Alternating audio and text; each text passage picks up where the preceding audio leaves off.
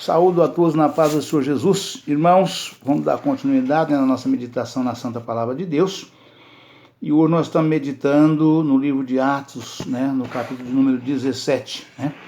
E o título da mensagem é Paulo em Tessalônica e Bereia, que diz o seguinte: E passando por Anfípolis e Apolônia, chegaram a Tessalônica, onde havia uma sinagoga de judeus.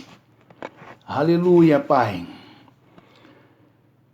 E Paulo, como tinha por costume, foi ter com eles e por 3 sábados disputou com eles sobre as Escrituras, expondo e demonstrando que convinha que Cristo padecesse, que ressuscitasse dos mortos. E Jesus que vos anuncio, este Jesus que vos anuncio, dizia a ele, é o Cristo. E alguns deles creram e ajuntaram-se com Paulo e Silas. Também uma grande multidão de gregos religiosos e não poucas mulheres distintas, mas os judeus desobedientes, movidos de inveja, tomaram consigo alguns homens perversos dentre os vadios. Glória a Deus, aleluia, Jesus. E ajuntando o povo, alvoroçaram a cidade e, assaltando a casa de Jason, procuravam tirá-los para junto do povo. Porém, não os achando, trouxeram Jason e alguns irmãos à presença dos magistrados da cidade, clamando estes que têm alvoroçado o mundo chegaram também aqui, os quais Jason recolheu. Todos estes procedem contra os decretos de César, dizendo que há outro rei, Jesus. E alvoroçaram a multidão e os principais da cidade, que ouviram estas coisas, tendo, porém, recebido satisfação de Jason e dos demais, os soltaram. E logo os irmãos enviaram de noite Paulo e Silas a Bereia, e eles, chegando lá, foram à sinagoga dos judeus. Aleluia, Pai, louvado seja Deus. Aleluia, Pai.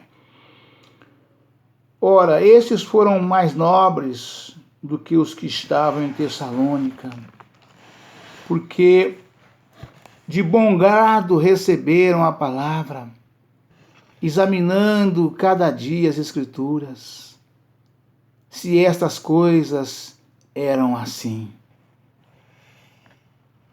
De sorte que creram muitos deles, e também mulheres gregas da classe nobre, e não poucos varões. Mas logo que os judeus de Tessalônica souberam que a palavra de Deus também era anunciada por Paulo em Bereia, foram lá e excitaram as multidões. Aleluia, Pai, louvado seja Deus. Aleluia, Pai, santo é o teu nome, Senhor, louvado seja Deus. No mesmo instante, os irmãos mandaram a Paulo que fosse até ao mar. Silas e Timóteo ficaram ali. Aleluia, Pai, louvado seja Deus. Paulo em Atenas. O seu discurso no Areópago e os que acompanhavam Paulo o levaram até Atenas e, recebendo ordem para que Silas e Timóteo fossem ter com ele o mais depressa possível, partiram. E quando Paulo os esperava em Atenas, o seu espírito se comovia em si mesmo, vendo a cidade tão entregue à idolatria. De sorte que disputava na sinagoga com os judeus e religiosos, e todos os dias na praça com os que se apresentavam. E alguns dos filósofos epicureus e estoicos contendiam com ele. Uns diziam: que quer dizer este paroleiro? E outros: parece que é pregador de deuses estranhos, porque lhes anunciava a Jesus e a ressurreição. Aleluia, Pai, louvado seja Deus. E tomando-o, o levaram ao Areópago, dizendo: poderemos nós saber que nova doutrina é essa de que falas? Pois as coisas estranhas nos trazes aos ouvidos, queremos, pois, saber o que vem a ser isso. Pois todos os atenienses e estrangeiros, residentes de uma outra coisa, se ocupava senão de dizer e ouvir alguma novidade. Aleluia, Pai, louvado seja Deus, glória a Jesus. Aleluia, Pai. E estando Paulo no meio do Areópago, disse: varões atenienses, em tudo vos vejo um tanto supersticiosos. Porque passando eu e vendo os vossos santuários, achei também um altar em que estava escrito: ao Deus desconhecido. Esse, pois, que vós honrais, não o conhecendo, é o que eu vos anuncio. O Deus que fez o mundo e tudo que nele há, sendo o Senhor do céu e da terra, não habita em templos feitos por mãos de homens, nem tampouco é servido por mãos de homens, como que necessitando de alguma coisa, pois ele mesmo é quem dá a todos a vida, a respiração e todas as coisas. E de um só fez toda a geração dos homens, para habitar sobre toda a face da terra, determinando os tempos já dantes ordenados e os limites da sua habitação. Aleluia, Pai, louvado seja Deus, glória a Jesus. Para que buscassem ao Senhor, se porventura, tateando, e pudessem achar, ainda que não está longe de cada um de nós, porque nele vivemos e nos movemos e existimos, como também alguns dos vossos poetas disseram, pois somos também sua geração. Sendo nós, pois, geração de Deus, não havemos de cuidar que a divindade seja semelhante ao ouro, ou à prata, ou à pedra esculpida por artifício e imaginação dos homens. Aleluia, Jesus. Vamos repetir esse versículo 29. Sendo nós, pois, geração de Deus, não havemos de cuidar que a divindade seja semelhante ao ouro, ou à prata, ou à pedra esculpida por artifício e imaginação dos homens. Mas Deus não tendo em conta os tempos da ignorância, anuncia agora a todos os homens, em todo lugar, que se arrependam.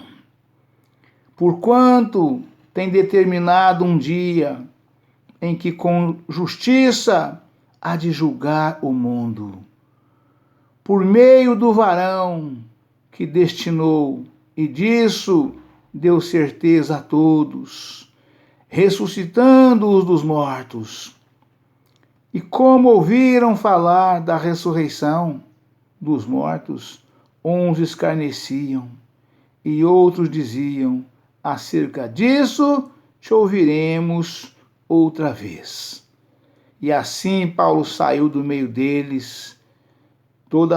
Todavia, chegando alguns varões, a ele creram, entre os quais estavam Dionísio, o Areopagita, uma mulher por nome Dâmaris, e com eles outros. Amém, irmãos? Aleluia, Pai, louvado seja Deus, né? A gente vê, irmãos, na leitura dessa mensagem, né, que Paulo vivia o tempo todo passando lutas, né? Exatamente por causa da sua fé, da sua confiança, da sua força que Deus para ele o concedia, né? E a forma que o Espírito Santo o usava, né? Então Paulo era o tempo todo arrojado, né? Paulo estava o tempo todo no ataque e nunca no recuando, né? Mas não no ataque desordenado, mas no ataque de acordo com a santa palavra de Deus. Era um homem que tinha conhecimento, muito conhecimento. Paulo, para quem não sabe, Paulo era de família rica. Paulo era varão estudado, né? A Bíblia não fala se ele tinha alguma formação, né? Se ele tinha feito algum doutorado ou não, né? Alguma formação mas não especifica, né? Mas Paulo era de família rica, né? Então Paulo tinha muito conhecimento, né? Sem falar da graça que o Senhor deu para ele, de forma que ele era tão grande na graça de Deus, né? Que certa feita Paulo se entristeceu com algo, né? Que ele achava que Deus devia fazer para ele, e Deus respondeu para ele. Ele orava, né? Ele orou 1, 2, 3 vezes e Deus não respondeu a oração dele para conceder o que ele estava buscando de Deus. Mas Deus respondeu para ele e disse para ele: a minha graça te basta, né? Ou seja, ele não precisava de mais nada, o resto tudo ele já tinha, né? Bastava a graça de Deus para que ele pudesse ser mais do que vencedor, exatamente como ele foi a vida toda, né? Travava batalhas em todo lugar que ele chegava, não tinha refresco não. Todo lugar era batalhas ferrenhas travadas por Paulo, né? E vocês podem ver nessa leitura, né, que nós nos deparamos aqui 2, 3 vezes Paulo sendo saído da cidade, fugido, socorrido pelos irmãos, escondido por irmãos, né?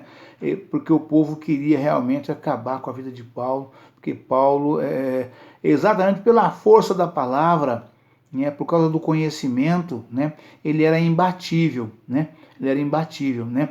E aí, quer dizer, o povo tirava ele ou escondia ele, ou o povo linchava ele, como ele foi linchado uma vez, foi apedrejado, foi morto e arrastado para fora da cidade, né? E aí os irmãos, os discípulos o rodearam, né? Ou seja, ali houve o poder de Deus, né? Ali houve um mistério, ali houve a mão de Deus, né? E daí Paulo ressuscitou-se, né? E voltou novamente para a cidade, dormiu na cidade. No dia seguinte é que ele saiu e tomou outro rumo, junto com seu parceiro, que naquela época era Barnabé, né? Então, de modo que Paulo com ele não tinha refresco não. Paulo ele partia para cima, era em cima da palavra, nada de agressão física, nada de baixaria, nada de armas em punho, né? Nada, somente na palavra, somente no argumento, né? É a melhor forma de o ser humano combater, né? Fazer uma disputa quando é necessário, né? É exatamente através do argumento, através da palavra, né? Então, não agressão física, com palavra de baixo calões, né? Isso não provém de Deus, né?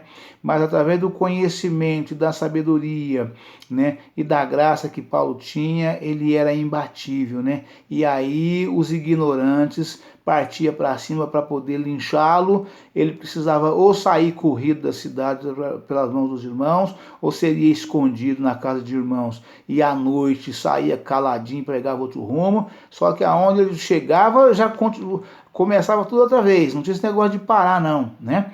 E aí a história sempre se repetia e foi assim até o final dos dias de Paulo, né? Os irmãos têm uma ideia, para aqueles que não sabem, Paulo foi preso, Paulo foi apedrejado, Paulo foi morto, arrastado para fora da cidade, Paulo sofreu 3 naufrágios, Paulo passou por periplécias assim inimagináveis que um homem possa passar e suportar, né?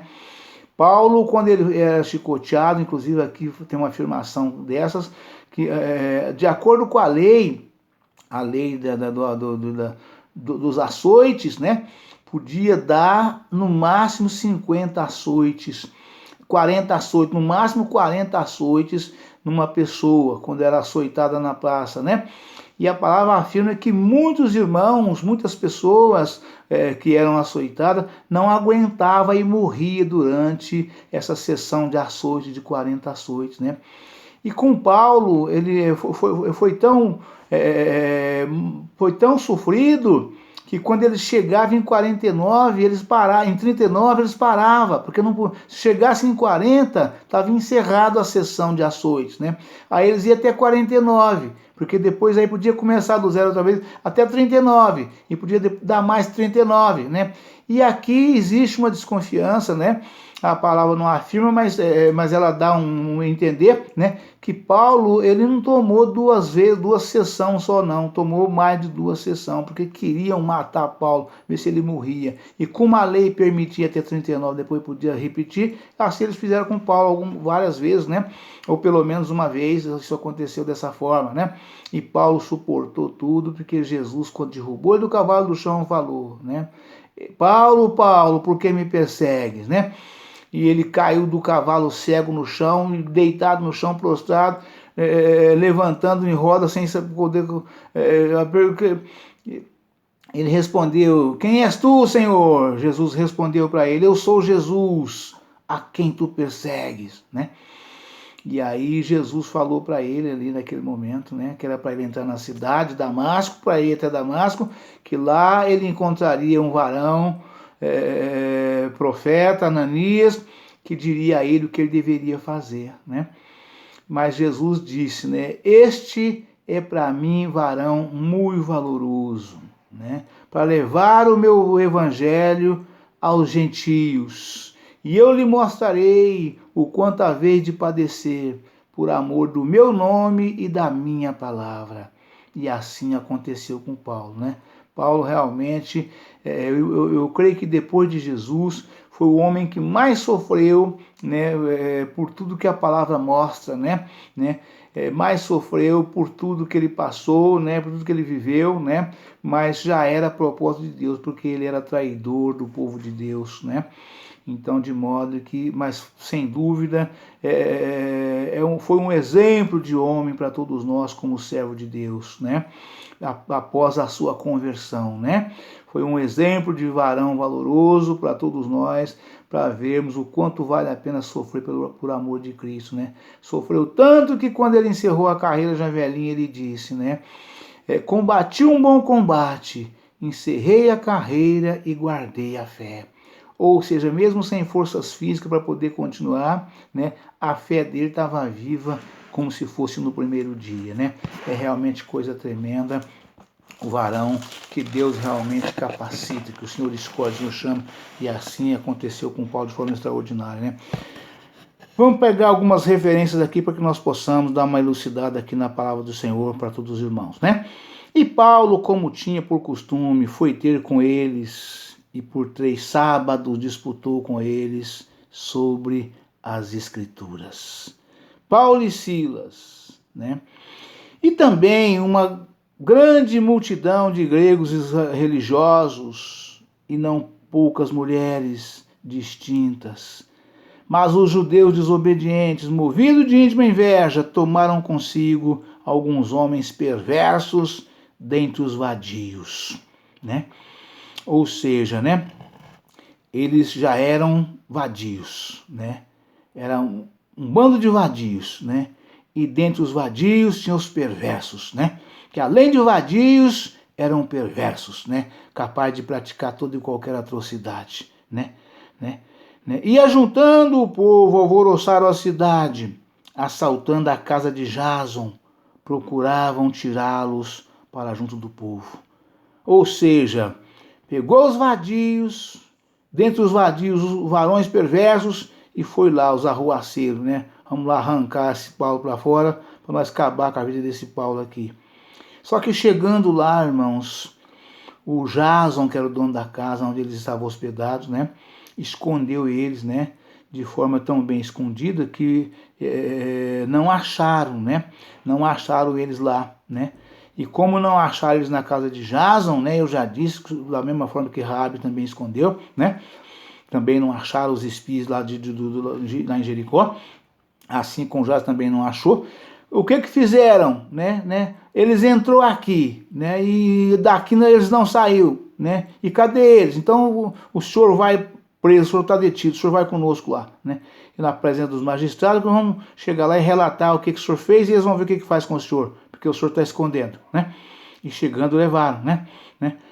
Porém, não achando, trouxeram já alguns irmãos à presença dos magistrados. Porém, não achando, trouxeram Jason e alguns irmãos à presença dos magistrados da cidade, clamando: estes que têm alvoroçado o mundo chegaram também aqui. Estava falando de Paulo e Silas, né? Os quais Jason recolheu. Todos estes procedem contra os decretos de César, dizendo que há outro rei, Jesus. César era governador, era rei, né? César era governador, era rei, né? Então eles não aceitavam que tivesse outro a não ser César. Era somente César que reinava e ninguém podia reinar juntamente com César, né? Mas Paulo e Silas não falavam fisicamente de carne e osso, de sangue e carne e osso, falavam no sentido espiritual, né? Aquele que vive e reina para todo sempre, que é o nosso Todo-Poderoso. É o Senhor Jeová dos exércitos, é o Deus de Abraão, é o Deus de Isaac, é o Deus de Jacó, é o Deus dos santos profetas que foram antes de nós. É o Eu Sou, é o Deus de Israel, é o meu Deus. É dele que Paulo falava, mas eles não entendiam nada, né? Tendo, porém, recebido satisfação de Jason e dos demais, o soltaram. E logo os irmãos enviaram de noite Paulo e Silas a Bereia. E eles, chegando lá, foram à sinagoga dos judeus. Provavelmente, quando Jason foi levado à presença dos magistrados, eles devem ter ameaçado ele, né? Dizendo: amanhã vamos mandar lá uns soldados, né? Vamos vigiar a sua casa, e se esses homens estiverem lá, por vocês terem mentido, já os demais, vocês vão pagar porção dobrada ou triplicada por ser acoitado pelas pessoas arruaceiros, porque na boca dos judeus, Paulo e Silas eram arruaceiros, né? Eram pessoas que praticavam coisas ilícitas, fazendo, alvoroçando, eram alvoroçadores. Arruaceiros é os que foram lá, os perversos, né?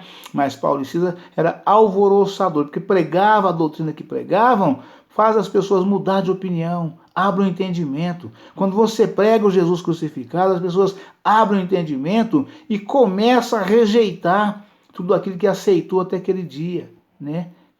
Aceitou de bom grado, participava, começa a rejeitar. E aí se vão o lucro da perversidade, se vão o lucro da idolatria, se vão o lucro da impiedade, né? Porque deixa essas coisas todas e eles não querem, porque ameaça o lucro deles de um modo geral, né? O que fumava não fuma mais, o que bebe não bebe mais, o que jogava não joga mais, né? E nessas coisas todas, né, os poderosos têm grandes lucros, né? Então, por esse motivo, né, eles tratavam como alvoroçadores, né? E tendo, porém, recebido satisfação de Jason e dos demais, os soltaram, e logo os irmãos enviaram de noite Paulo e Silas a Bereia, ou seja, tirou-lhes à noite escondido ali no escuro e despachou para outra cidade, né, para poder se livrar, caso de manhã viesse ali ali as autoridades, porque ia ficar de olho, porque viu entrar e não viu sair, né? E eles chegando lá, foram à sinagoga dos judeus, Paulo e Silas, saíram, mas foram para Bereia, chegando em Bereia já foi direto para as igrejas pregar a palavra de Deus, o evangelho de Cristo, né? Ora, estes foram os mais nobres do que os que estavam em Tessalônica, né? Porque de bom grado receberam a palavra, examinando cada dia as Escrituras, e se estas coisas eram assim. Ou seja, prudência. Esses homens estão falando, está lendo, está pregando, vamos examinar para ver se realmente o que eles falam está correto. E é isso que Deus requer de nós, irmãos. Bíblia na mão, Bíblia embaixo do braço, caminhando para a igreja. Chegando lá, o pastor anuncia a palavra que vai pregar, e todos os irmãos prudentes, né, tem que abrir a sua Bíblia, não celular, mexe com celular não, celular é para consulta, abre a sua Bíblia de papel, vai na página, o pastor espera e vai examinar, acompanhando a leitura da palavra que o pastor pregou. Embora eu diga que após a leitura, né, fecha a sua Bíblia e acompanha aquilo que o pastor está falando na meditação. Chegando em casa, qualquer dúvida que você tiver, você examina e ali você consegue dirimir a dúvida que você teve daquilo que o pastor falou. Para quando for no culto seguinte, caso você encontre alguma coisa que diverge daquilo que ele falou, pode fazer-se uma anotação, né? Respeitosamente, você pode levar ao conhecimento dele, né? Respeitosamente, né? Pastor, o senhor leu aqui assim, assim, assim, assim, o senhor falou, eu não entendi bem, pastor, né? Porque eu li na minha Bíblia e está diferente do que o senhor falou aí. Como é que o senhor falou mesmo? Né? Respeitosamente, o membro pode pedir para o pastor, levar ele que não entendeu e pedir para o pastor passar de novo, né? E isso eles faziam e é coisa maravilhosa, os irmãos prudentes que fazem essas coisas, né? Examinando a cada dia as Escrituras, né? Se estas coisas eram assim, de sorte que creram muitos deles, e também mulheres gregas de classe nobre, e não poucos varões. Mas logo que os judeus de Tessalônica souberam que a palavra de Deus também era anunciada por Paulo em Bereia, foram lá e excitaram as multidões. Ou seja, os baderneiros de plantão correu para lá, né? Vamos lá, né? É lá que Paulo e Silas estão, vamos lá, né? Vamos expulsar, nós já expulsamos eles daqui e vamos expulsar de lá também, né? E para lá foram os baderneiros de plantão, né? Glória a Deus e louvo Jesus. Mas logo que os judeus de Tessalônica souberam que a palavra de Deus também era anunciada por Paulo em Bereia, foram lá e excitaram as multidões. No mesmo instante, os irmãos mandaram a Paulo que fosse até ao mar. Silas e Timóteo ficaram ali. Ou seja, mais uma vez, Paulo fugindo da cidade porque a perseguição era ferrenha, né? A perseguição ela era de forma contínua o tempo todo, né?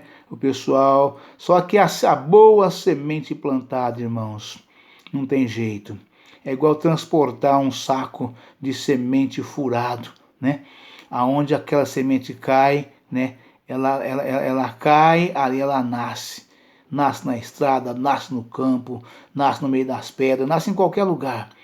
Onde a boa semente é plantada, ela nasce, né? Na beira d'água, na beira da bica, debaixo do pé de laranjeira. Caiu uma boa semente, não tem jeito, no pasto, onde que ela cai, né?